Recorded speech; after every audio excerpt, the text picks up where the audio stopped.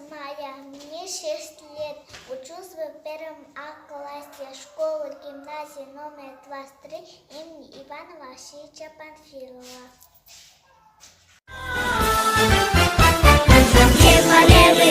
Как он был односторонен, как костыль под душем дарил уголек. Были весны, а горелые в пыли. Победы — великий праздник.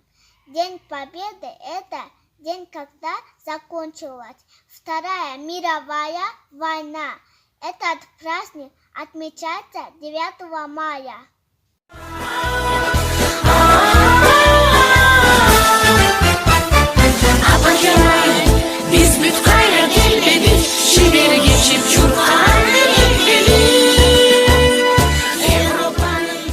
Я вам расскажу стихотворение на 9 мая.